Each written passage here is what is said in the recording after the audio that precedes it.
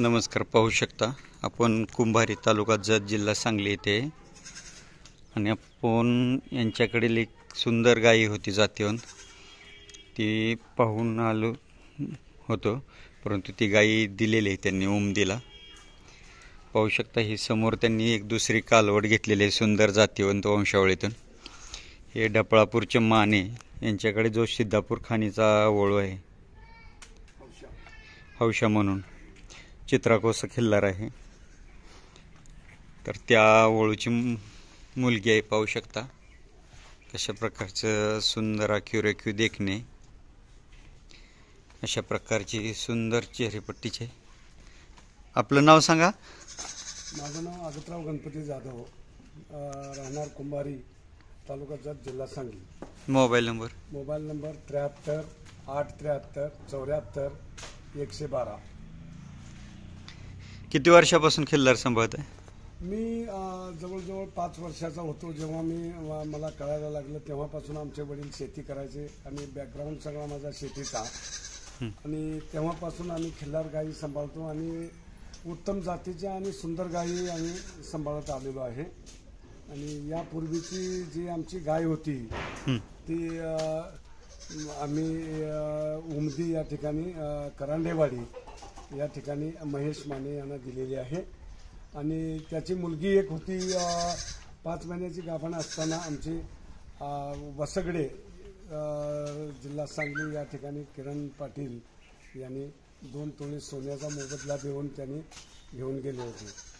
त्यानंतर माझ्याजवळ गाई नसताना ही आता पाडी मी आदत पाडी डफळापूरचे पिंटू लोखंडे यांच्या गायीची पाडी आहे. आणि त्याने ते डफळापूर हौशा जो वळू आहे सिद्धापूर खनितला त्याची मुलगी माझ्याजवळ आहे. आणि ती मी 45,000ला विकत आणून जवळजवळ 7-8 महिने झाले. ही तोवर आली होती, पण अजून लहान असल्या कारणाने मी ती भरवलेली नाही. थोडंफार महत्त्व होऊ शकता कशा प्रकारची आखीव सुंदर देखणी जातीवंत वंशावळीतून सुंदर निवडक कालवड आणलेले, एकदम पारखेतून असे निवडून आणलेले. आधीची जी गाय होती ती आपण कुठून घेतली होती? अगोदरची गाय ह्या कालवडी एवढीच लहान असताना मी आणली होती. जवळजवळ 10 वर्षापूर्वीची गोष्ट आहे ती.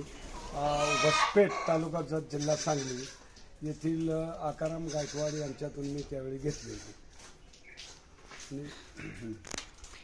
ती एवढी सलगरे लाईनसाठी खूप गरम रक्ताची आणि चपळच्या लाग घेतली होती. ती म्हणजे ती पाहूनच घेतली होती का आपलं नंतर तुमच्यात सवय लागली तिला तशी? नाही, आमची ती अगोदरपासूनच त्याची आई आमच्या गायीची ती पण अशीच होती आणि गरम रक्ताची बघूनच आम्ही घेतलेली होती.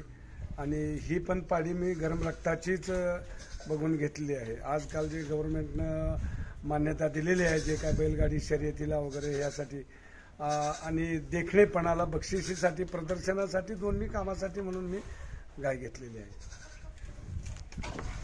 खिल्लार निवडताना काय म्हणजे खिल्लारमध्ये पाहून निवडलं जातं आपण? खिल्लार निवडताना एक तर त्याचा म्हणजे रंग, शिंगाची चाल, त्याचं कोसा कलर असावा जास्तीत जास्त, शुभ्र कलर पण असतो. खिल्लार गाजऱ्या, खिल्लार काजळ्या अशा त्यामध्ये जाती आहेत. कोसा खिल्लार बघून घेताना त्यामध्ये कोणता बट्टा बस्तर वगैरे नसावी, जसं की म्हणजे बाशिंग भवरा, गोम भवरा, दावण भवरा, गळचेपी आणि बेडकी भवरा हा पण कर्नाटकामध्ये फारसा बघितला जातो.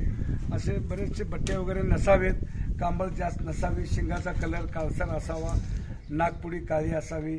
शेपटाचा गोंडा आणि खूर काळा असावं आणि जनावर थोडंसं चपळ असावं, असं बघून घेतलं जातं. बरेचसे लोक म्हणतात की गायला सगळं माप असते, तर आपलं काय म्हणणं आहे? गायमध्ये जे भवरे असतात, बट्टा भवरे, ते चालतात का नाही चालतात? गायीच्या बाबतीमध्ये ज्याला म्हणजे हौस आहे, चारी बाजूने देखणं जनावर आहे आणि एखाद लहान सहान बट्टा जरी असला तरी चालतो. कारण शेतकऱ्यानं गायीचा बट्टा काढायचा नसतो.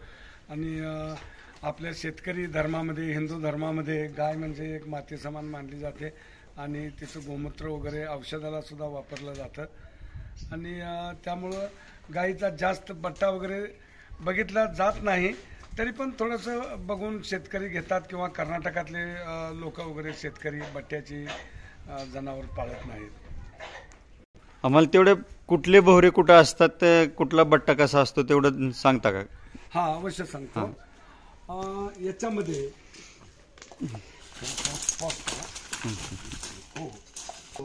हा, दोन्ही डोळ्याच्या मध्ये या ठिकाणी बाशिंग भवरा असतो. हा, तो त्याचे फारसे शेतकरी पाळत नाहीत. हा, आणखी या ठिकाणी हा, गळचेपी नावाचा भवरा असतो. गळचेपी इथं असतो. हा, इथं आणि दोन्ही बाजूने असतो. दोन्ही बाजूने असतो. कदाचित दोन्ही बाजूने पण असतो आणि एका बाजूला सुद्धा असतो.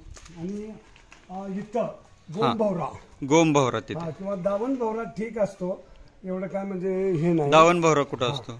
दावण भवरा म्हणजे ह्या रेषेच्या, हा, पाठीवरच्या ह्या रेषेच्या इकडे एक असा भवरा असतो. हा, आणि इथून असा जो भवरा असतो हा, त्याला म्हणजे कर्नाटकामध्ये कागीसुळी म्हटलं जातं. हम्म, आणखी हे भवरा इथून जर पाणी सोडलं तर नेमकं एका गाईच्या बेंबीवरती पडत असेल हा, तरी सुद्धा तो बट्टा मानला जातो. हा, हा.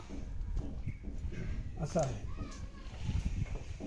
आणि पाठीमागे इथं सुळी म्हणतात. इथं ह्याच्यामध्ये शेपटाच्या खाली भवरा असतो. शेपटाच्या खाली कुठे शिक भवरा असतो? शेपटाच्या खाली या ठिकाणी गुदद्वाराच्या आणि शेपटाच्या मध्ये असतो तो भवरा, त्याला सुळी म्हणतात. सुळी म्हणतात. हा, आणि जे आपण उंदरनकी म्हणतो, हा, उंदीर गाईची, खालची. हा, हा, उंदरनकी आणि मुख्य खूर याच्यामध्ये बेडकी भवरा असतो. म्हणजे पुढच्या साईडला, हा, नाही, पाठीमागच्या बाजूला असतो. पाठीमागच्या बाजूला तो नसला पाहिजे. तो नसला पाहिजे. मग बाकीचे सगळे लहान सहान भवरे एवढे गायीसाठी माफ आहेत. माप आहे. कारण गायीला भवरा जर असेल हा, तर वासराला होईलच असं काय म्हणजे सांगता येत नाही. हा, त्याच्यामुळे गाई जर निरोगी असेल आणि सर्वांग गुण संपन्न असेल तर वासरू तेवढंच ते अतिसुंदर आणि अप्रतिम सुंदर जन्माला येईल. आणि एखाद्या गायीचं स्ट्रक्चर, आतलं इंटरनल स्ट्रक्चर असं असतं की गायीला ज्या वळूकडून भरवलेलं जातं हा, त्या भरवलेल्या वळूसारखं वासरू होतं. किंवा एखादी गाय अशी असते तिला कसला जरी वळू भरवला तरी वासरू गायीसारखंच होतं. बरोबर. ह्या दोन्हीमध्ये. आणि बरेचसे शेतकरी म्हणतात की सावली पडणे, दुसऱ्या ह्याचा कलर येणे, हे सगळे भ्रामक आहेत, असं काय म्हणजे नाहीये. हा, बरोबर आहे. किंवा भरवून आणल्यानंतर गाय अशी वर बांधणे, बसून देणे, हे सगळं म्हणजे चुकीचं आहे असं मला वाटतं. गाय टांगून बांधणे किंवा डोळे झाकून बांधून घरी नेणे, हे सगळं अंधश्रद्धा, अंधश्रद्धेतले भ्रामक धन्यवाद मालक. पाहू शकता वेळात वेळ काढून मालकांनी आपल्याला मुलाखत दिलेली आहे आणि अप्रतिम सुंदर, ॲक्युरेट आणि खूप सुंदर माहिती दिलेली आहे आपल्याला. आणि जिथल्या तिथे ॲक्युरेट गाय कशी असावी हे मालकांनी सांगितलेलं आहे आपल्याला. पाहू शकता तशा प्रकारची निवडून सुंदर जातीवंत वंशावळीतून सिद्धापूर लाईनची कालवड्यांनी आणलेले आहे. पहा, खूप सुंदर आखीव रेखीव देखणी कालवड. अशाच प्रकारचे व्हिडिओ पाहण्यासाठी पाहत राहा खिल्लार कृषीधन चॅनल. व्हिडिओ आवडला तर लाईक करा, शेअर करा, सबस्क्राईब करा. धन्यवाद. धन्यवाद मालक. मुलाखत दिल्याबद्दल आभारी.